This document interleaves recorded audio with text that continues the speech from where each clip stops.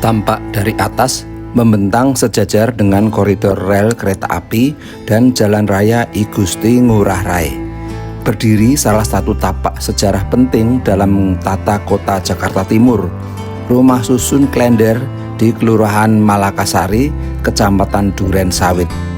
Lokasi hunian Rusun Klender berderet memanjang dari barat ke timur, terdiri dari 78 blok bangunan 4 lantai, 1.280 unit hunian. Bagi banyak orang, kawasan ini mungkin terlihat seperti deretan gedung tua yang mulai meredup. Namun pada pertengahan dekade 1980-an, tepatnya saat diresmikan sekitar tahun 1984 dan mulai dihuni penuh pada Januari 1985, Rusun Klender adalah sebuah mahakarya percontohan nasional. Melalui Perumnas, pemerintah kala itu menghadirkan jawaban atas kebutuhan hunian terjangkau bagi masyarakat perkotaan. Lebih dari 4 dekade lalu, ribuan keluarga generasi pertama mendapatkan unit mereka melalui proses undian resmi. Satu hal yang membuat kawasan ini begitu khas secara arsitektur adalah eksperimen materialnya. Perumnas menghadirkan 3 jenis tipologi bangunan. Yang paling ikonik adalah tipe dengan dinding bata expose, sebuah sentuhan estetika terakota yang dirancang agar tahan cuaca tanpa perlu pengecatan ulang berkala. Kemudian juga ada tipe memanjang 4 lantai. Selain itu juga ada tipe lain yang dindingnya diplester. Konstruksi bangunan pada saat itu adalah menggunakan dinding modular sehingga lebih cepat pembangunannya dan lebih murah ongkosnya. 4 dekade berlalu, waktu meninggalkan jejaknya yang tak bisa disembunyikan. Menelusuri lorong-lorong antar blok hari ini memperlihatkan realitas struktur fisik yang makin menua. Cat dinding yang memudar, lapisan plester yang mengelupas, serta rembesan air pipa lama yang membentuk alur hijau berlumut. Bahkan di beberapa titik tangga utama, degradasi beton telah membuat besi tulangan dalam struktur mulai terekspos ke udara. Kerusakan ini tidak mudah diatasi secara individu oleh warga, karena karakter hunian vertikal terikat secara sistemik. Kebocoran pipa di lantai 4 akan berdampak langsung pada unit di bawahnya. Kondisi fisik ini diperberat oleh keterbatasan anggaran perawatan bersama. Dengan iuran warga sebesar Rp20.000 per bulan, yang hampir seluruhnya tersedot untuk operasional pengelolaan sampah serta pengelolaan lingkungan, praktis tidak memiliki dana cadangan atau sinking fund untuk memperbaikan struktur berskala besar. Namun di balik kerapuhan fisiknya, Rusun Klender menyimpan kekuatan sosial yang sangat erat.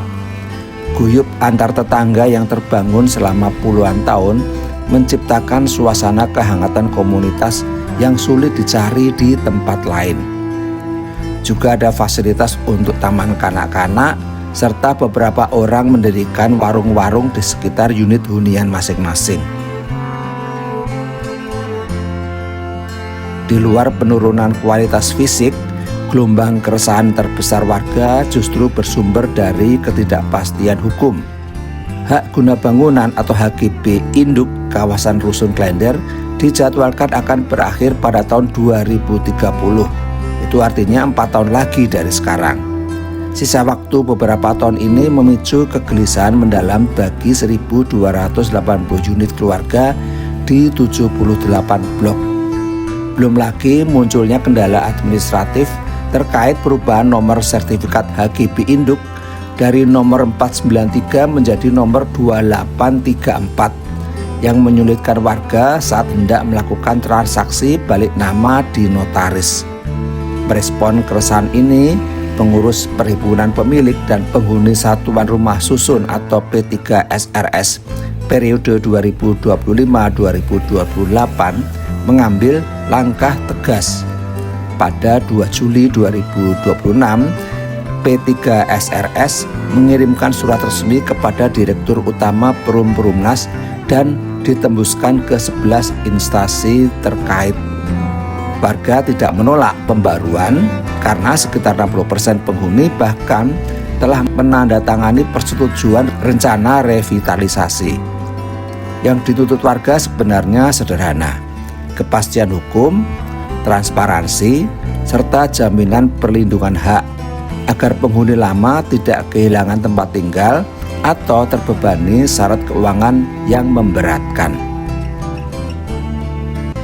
Titik terang yang ditunggu warga akhirnya mulai terbit. Pada awal Agustus 2026, pemerintah melalui Perumnas secara resmi mengumumkan rencana transformasi besar kawasan Rusun Klender. Rusun Klender diproyeksikan menjadi model pengembangan kawasan hunian vertikal modern berbasis Transit Oriented Development atau TOD.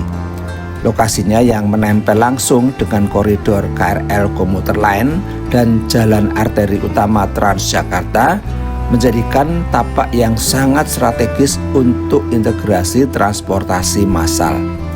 Langkah konkret ini ditandai dengan penandatanganan Nota Kesepahaman atau MOU antara Perumnas dengan pengembang swasta terkemuka PT Agung Podomoro Land Terbuka. Melalui kolaborasi ini, kawasan yang semula terdiri dari 78 blok lama setinggi 4 lantai akan disulap menjadi kawasan modern dengan 14 tower berlantai tinggi mencakup lebih dari 10.000 unit hunian. Wow, mantap ini kalau memang bisa terwujud ya. Yang paling krusial, pelaksana tugas Direktur Utama Perumnas memberikan komitmen tegas. Seluruh penghuni existing dipastikan tetap memperoleh unit pengganti sebagai bentuk perlindungan atas hak-hak mereka.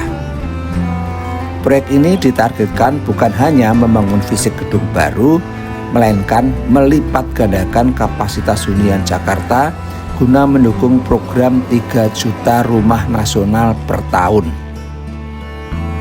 Transformasi Rusun Klender kini berada di ambang babak baru. Kehadiran pengembang berpengalaman seperti Agung Podomoro memberi sinyal positif atas kepastian kualitas dan eksekusi proyek. Jika sinergi antara pemerintah, pengembang swasta, dan warga dapat terjalin secara harmonis, Rusun Klender akan mencatatkan sejarah baru. Dari pionir rusun percontohan era 1980-an menjadi simbol sukses peremajaan kota modern berkelas dunia di Jakarta. Bagaimana menurut pendapat kalian? Apakah dengan pembangunan dan revitalisasi kawasan Klender ini akan sangat membantu warga serta memperbaiki kualitas lingkungan sekitar? Tulis pendapat kalian di kolom komentar. Saya Wibi Kembara. Terima kasih telah menyaksikan. Sampai jumpa di penjelajahan arsitektur dan tata kota berikutnya.